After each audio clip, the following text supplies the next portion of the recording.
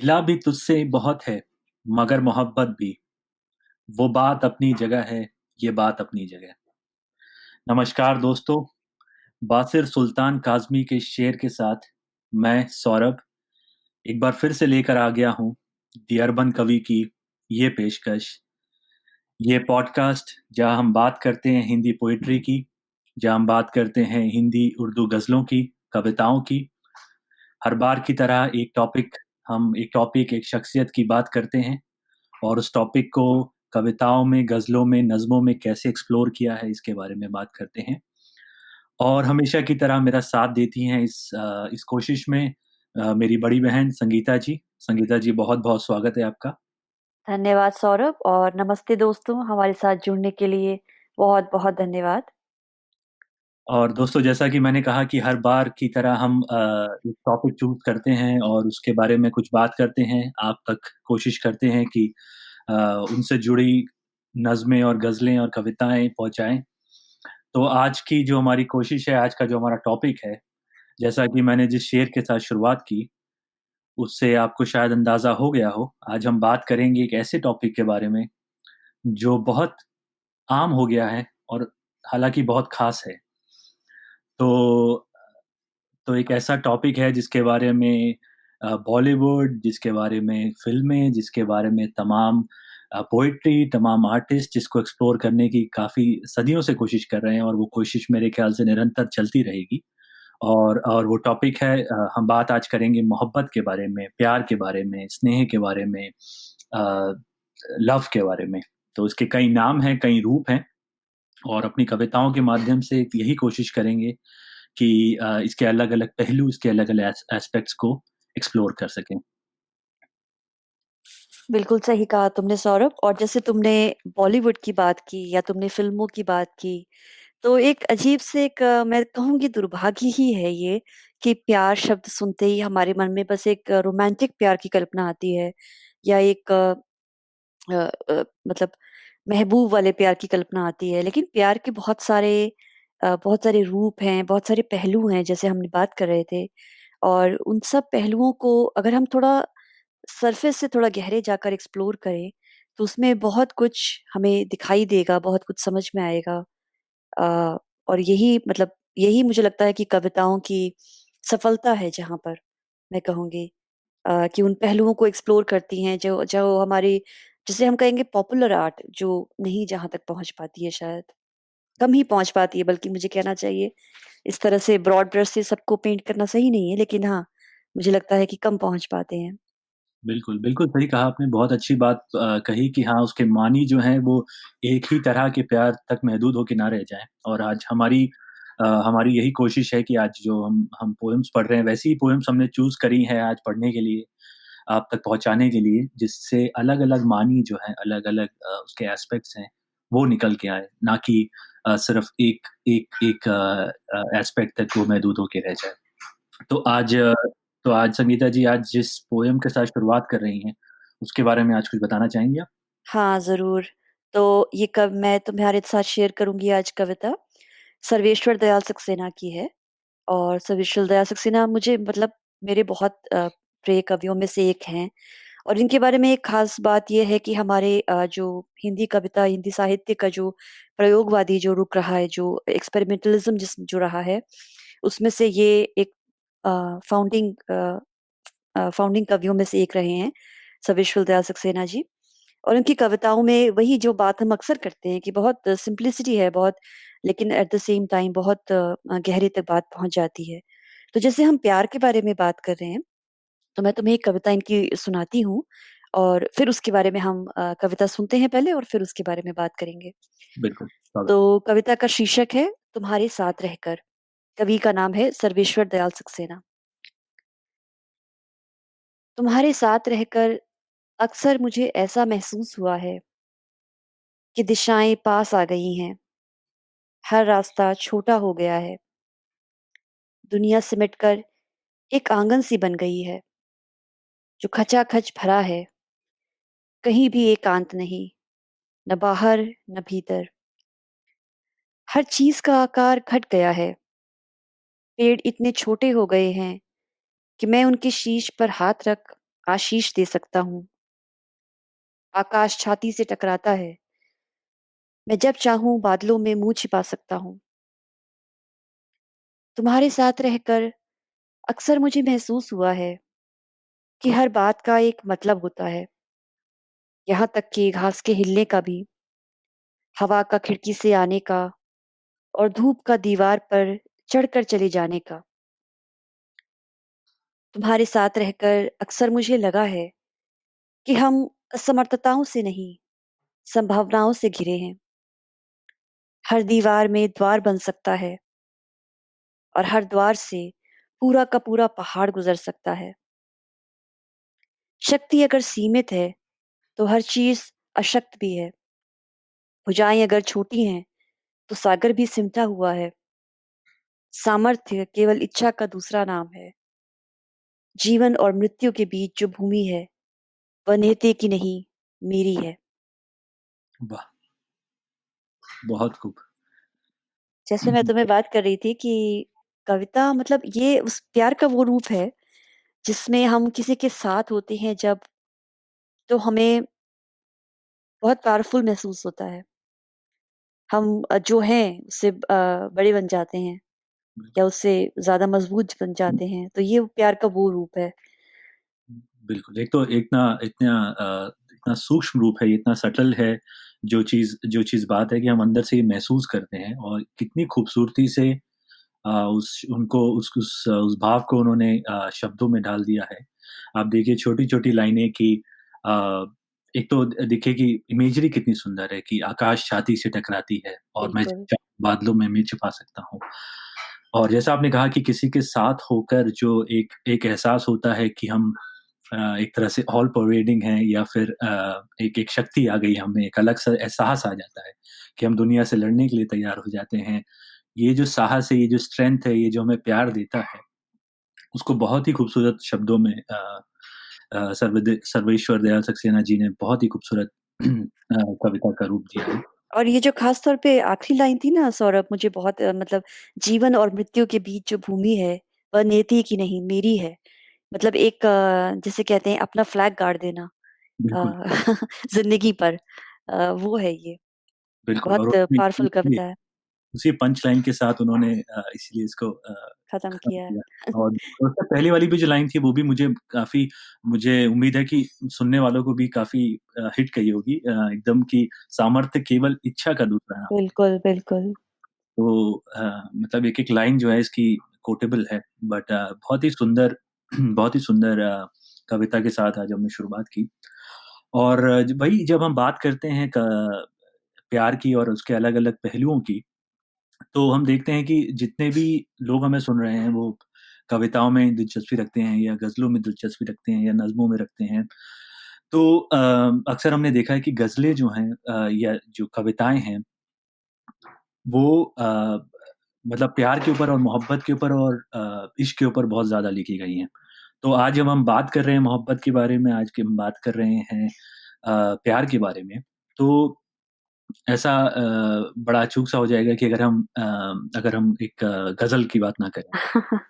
तो अ, तो एक गज़ल मैं आपको सुनाना चाहूँगा। हाँ, ये बिल्कुल। है अब्बास ताबिश साहब की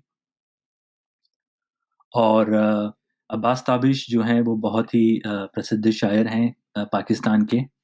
मेरे ख़्याल से जहाँ तक मेरी जानकारी है लाहौर के रहने वाले हैं और इसमें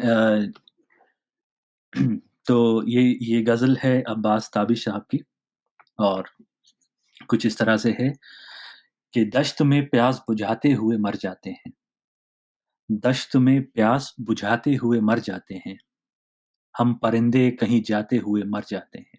क्या बात है! हम हैं सूखे हुए तालाब पे बैठे हुए हंस, हम हैं सूखे हुए तालाब पे बैठे हुए हंस, जो ताल्लुक को निभाते हुए मर जाते हैं। वाह! बहुत अच्छे, बहुत घर खूब। पहुँचता है कोई और हमारे जैसा, घर पहुँचता है कोई और हमारे जैसा, हम तेरे शहर से जाते हुए मर जाते हैं। किस तरह लोग चले आते हैं उठकर चुपचाप, हम तो ये ध्यान में लाते हुए मर जाते हैं। उनके भी कत्ल का इल्ज़ाम हमारे सर है, उनके भी कत्ल का इल्ज़ाम हमारे सर है, जो हमें ज़हर पिलाते हुए मर जाते हैं। क्या बात है! बहुत खूब। ये मोहब्बत की कहानी नहीं मरती लेकिन लोग किरदार निभाते हुए मर जाते हैं। क्या बात है! बहुत अच्छे। आखिरी शेर ऐसा है कि हम हैं वो टूटी हुई कश्तियों वाले ताबिश, हम हैं वो टूटी हुई कश्तियों वाले ताबिश, जो किनारों को मिलाते हुए मर जाते हैं। क्या बात है! बहुत अच्छे, बहुत खूब। बहुत ही अच्छी, बहुत ही उम्दा ग़ज़ल तुमने शेयर की हमारे साथ सौरभ। और इसमें मुझे सबसे ज़्यादा अच्छा वो शेर लगा जो तुमने सुनाया ना कि हम हैं सूखे हुए तालाब पे बैठे हुए हंस। जो ताल्लुक़ वो को निभाते हुए हाँ, बिल्कुल क्या जैसे बात है। मेरा भी उस तरफ जब मैंने पहली बार पढ़ी थी ये ग़ज़ल और जब हालाँकि मैंने सुनी थी अब्बास ताबिश साहब की रेसिटेशन, तब मेरा ध्यान इसी शेर पे ख़ास गया था और बिल्कुल सही कहा आपने कि बहुत ही अच्छा, बहुत ही प्यारा शेर है ये, कि कैसे इंसान इस जज़्बे को उन्होंने व्यक्त किया है कि हम ताल्लुक़ को निभाते हुए मर जाते हैं कि किस तरह से सूखे हुए तालाब के पास एक बैठे हुए हंस, तो उसकी जो एनालॉजी दी है उन्होंने, वो बहुत ही हुँ, अच्छी है। और बाकी जो छोटे-छोटे अशआर हैं मतलब जैसा कि हम लोग जानते हैं कि ग़ज़ल जो है वो शेर का कलेक्शन है, तो इसमें कई सारे पहलू आए हैं, सिर्फ़ ऐसा नहीं है कि ये यहाँ पर सिर्फ़ मोहब्बत की बात हो रही है या सिर्फ़ इश्क की बात हो रही है। तो हालाँकि मुझे ऐसा लगा कि जब मैं ग़ज़ल चुन रहा था इस टॉपिक के लिए, तो मुझे लगा कि इसमें ऐसे काफ़ी सारे शेर हैं, जो उसके बारे में बात करते हैं, उस चीज़ को दर्शाते हैं। जैसे कि ये मोहब्बत की कहानी नहीं मरती लेकिन लोग किरदार किरदार निभाते हुए मर निभाते हुए हाँ, हाँ। तो काफ़ी खूबसूरत शेरों के साथ मतलब इन्होंने जो बाँधी है इस ग़ज़ल को, तो इन्होंने इस ग़ज़ल ने ख़ास मेरा अटेंशन ग्रैब किया। हुँ, और जब हम बात कर रहे हैं अलग-अलग पहलुओं के बारे में तो एक पहलू उसका मेरे ख़्याल से इश्क का, मोहब्बत का, प्यार का, उसको आप जो भी नाम दे दीजिए। एक एक पहलू जिसको कई शायरों ने व्यक्त करने की कोशिश की है अलग-अलग तरीके से, वो उसका एक एस्पेक्ट है सेपरेशन। जब 2 प्यार करने वाले या एक-दूसरे से जुदा होते हैं या एक-दूसरे से दूर होते हैं या किसी भी तरह का प्यार, अगर एक माँ अपने बेटे से दूर है, एक पिता अपने बेटे से दूर है, एक भाई अपने भाई से दूर है, तो ये जो दूरी है, एक मोहब्बत का, एक प्यार का, एक बहुत ही कह सकते हैं कि बहुत ही इंटीग्रल पार्ट है उसका। तो उसको जिस तरह से व्यक्त करने की कोशिश की है अलग-अलग तरीके से, तो इसके बारे में कुछ आप कहना चाहेंगी संगीता जी? नहीं तुम सही कह रहे हो सौरभ जो मुझे लगता है कि वो इसलिए भी देखो कई तरह की दूरियाँ होती हैं, कई तरह की कुछ दूरियाँ ऐसी होती हैं जैसे हमें पता है, कुछ दिन के लिए दूर हैं, मिल जाएँगे। कुछ दूरियाँ ऐसी होती हैं जो कभी नहीं मिट पाती हैं। लेकिन मेरा ये मुझे एक बात लगती है कि जो हम ये बहुत गहराई से कोई चीज़ फ़ील करते हैं ना, जब भी हम किसी से गहराई से प्यार किया या किसी को गहराई से मिस किया, उन्हीं कुछ क्षणों में हम असल में ज़िंदा होते हैं। और इसलिए वो जो क्षण होते हैं, जिसमें हमने किसी को बहुत ज़्यादा मिस किया, किसी की बहुत ज़्यादा याद आई, बहुत ज़्यादा दुःख हुआ, इवन बहुत ज़्यादा दुःख हुआ, उस क्षण को भी हम कभी-कभी बार-बार जीना चाहते हैं। क्योंकि वो हमारी जो नॉर्मल ज़िंदगी का जो प्रवाह होता है, उस प्रवाह से अलग उठकर कुछ हमारी ज़िंदगी में होता है। बहुत बड़ा दुःख, बहुत बड़ा सुख। तो अ, ये है, बिल्कुल, एक समुद्र में वो एक एक पीक की तरह आता है पीक और की तरह आता है। हाँ, तो ये है। जैसा आपने कहा कि इसमें मैं एक बात जोड़ना चाहूँगा कि वो जब पीक समाप्त हो जाती है, उससे उसका ये मतलब नहीं होता कि वो प्यार भी समाप्त हो गया या वो फीलिंग भी चली गई। ये होता है कि उस फीलिंग के साथ जो हमारे पीक्स हैं, जो अप्स एंड डाउन्स लगे रहते हैं, उसके साथ वो फीलिंग निरंतर हमारे साथ चलती रहती है और निरंतर रहती है। किसी को हम प्यार करते हैं, किसी के बारे में परवाह करते हैं, तो ऐसा एक समय आता है जब हम प्यार में नए-नए होते हैं, तब हमें ऐसा लगता है कि अ, शायद वो अपने चरम पर होता है, जहाँ पर पीक पे होता है। तो हम वहाँ पर उस आदमी का कोशिश करते हैं कि कैसे मैं व्यक्त करूँ अपना प्यार। और कुछ सालों के बाद जब हम उस व्यक्ति के साथ रहते हैं और एक बंधन में बंध जाते हैं, उसके बाद वो ऐसा नहीं है कि प्यार कम हो जाता है, लेकिन उसका एक पीक का एक वैली की तरह आ जाता है, लेकिन वो प्यार निरंतर हमारे साथ चलता रहता है। हाँ, और इसी तरह से दुःख का भी है। मैं तुम्हें इसी बात पर एक और कविता सुनाती हूँ। जो जो दुःख जो हम आत्मसात कर लेते हैं और दुःख हमारे ज़िंदगी का जो हिस्सा बन जाता है, वो जो बात है, वो जो फीलिंग की हम बात कर रहे हैं, उसके ऊपर मैं तुम्हें कविता सुनाती हूँ। तो पहले मैंने तुम्हें सुनाई ये तुम्हारे साथ रहकर विश्व दयाल सक्सेना की, और उसी बात को उन्होंने आगे बढ़ाते हुए एक कविता लिखी है, उसका शीर्षक है तुमसे अलग होकर। वाह! तो कविता तुमसे अलग होकर, कविता का शीर्षक है कविता के कवि हैं हमारे सर्वेश्वर दयाल सक्सेना। तो सुनाती हूँ मैं तुम्हें। तुमसे अलग होकर लगता है अचानक मेरे पंख छोटे हो गए हैं, और मैं नीचे एक सीमाहीन सागर में गिरता जा रहा हूँ। अब कहीं कोई यात्रा नहीं है, न अर्थमय न अर्थहीन। गिरने और उठने के बीच कोई अंतर नहीं। तुमसे अलग होकर हर चीज में कुछ खोदने का बोध, हर चीज में कुछ पाने की अभिलाषा जाती रही। सारा अस्तित्व रेल की पटरी सा बिछा है, हर क्षण धड़धड़ाता हुआ निकल जाता है। तुमसे अलग होकर घास की पत्तियां तक इतनी बड़ी लगती हैं कि मेरा सिर उनकी जड़ों से टकरा जाता है। नदियां सूत की डोरियां हैं, पैर उलझ जाते हैं। आकाश उलट गया है, चांद तारे नहीं दिखाई देते। मैं धरती पर नहीं, कहीं उसके भीतर उसका सारा बोझ सिर पर लिए रेंगता हूँ। तुमसे हो अलग होकर लगता है सिवा आकारों के कहीं कुछ नहीं है। हर चीज टकराती है और बिना चोट किए चली जाती है। तुमसे अलग होकर लगता है मैं इतनी तेजी से घूम रहा हूँ कि हर चीज का आकार और रंग खो गया है।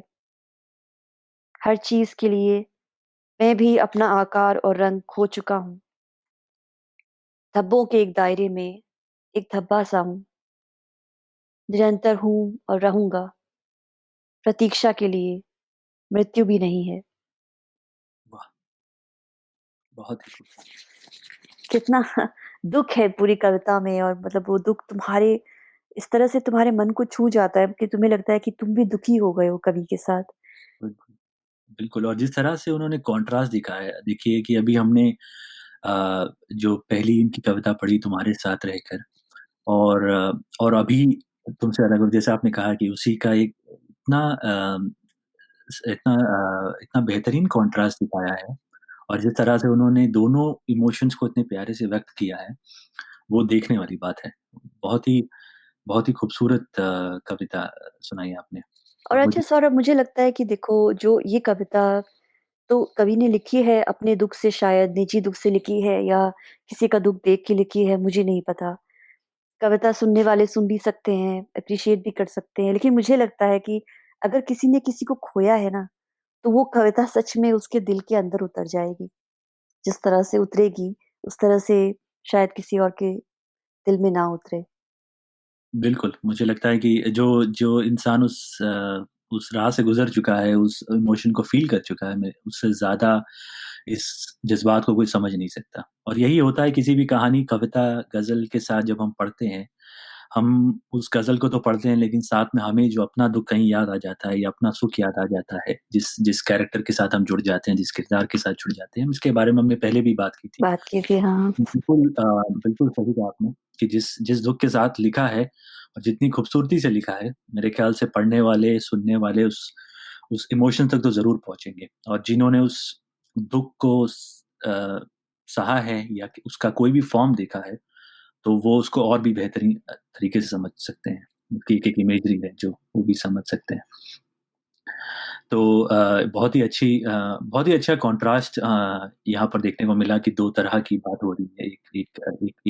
एक व्यक्ति के ना होने का और एक व्यक्ति के होने से, एक जीवन में प्रेम होने से कैसे इंसान पावरफुल महसूस करता है, अ, स्ट्रॉन्ग महसूस करता है और ना होने से कितना पावरलेस महसूस करता है।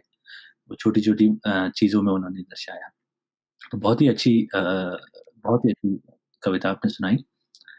तो जैसे कि हम अलग-अलग एस्पेक्ट्स पे बात कर रहे हैं मोहब्बत के या प्यार के, तो उसमें से एक एस्पेक्ट है अब जैसे आपने कहा कि तुमसे अलग होकर ये जो कविता थी सर्वेश्वर सक्सेना जी की।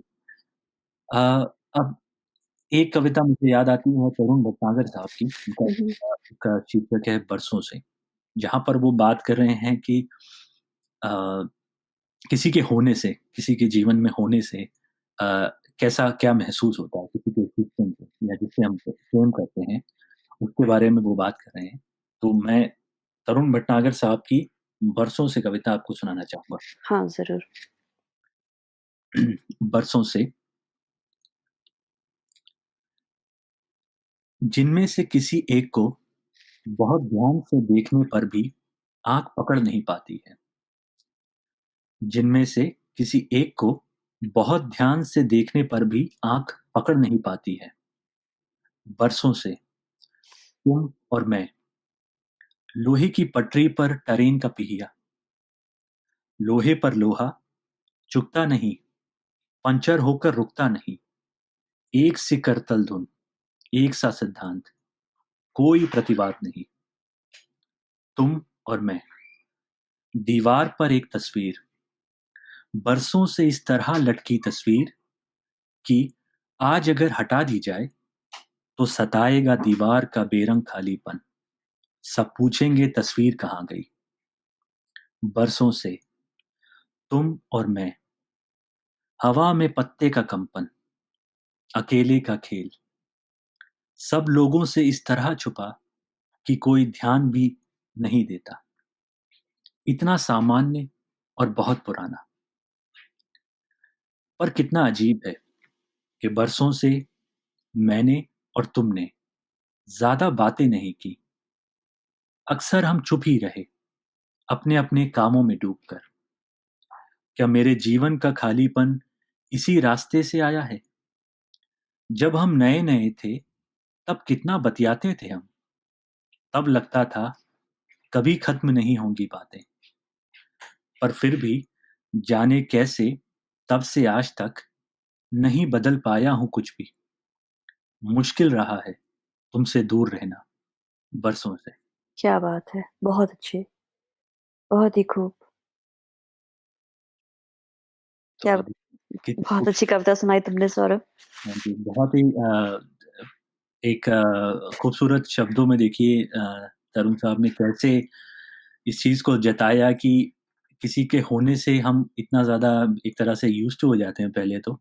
जैसे उन्होंने बताया कि हम लोग इतने ज्यादा एक से हो गए हैं कि एक दीवार पर एक तस्वीर की तरह वो नोटिस करेगा और बोलेगा कि ये दीवार का खालीपन काफी चुभता है।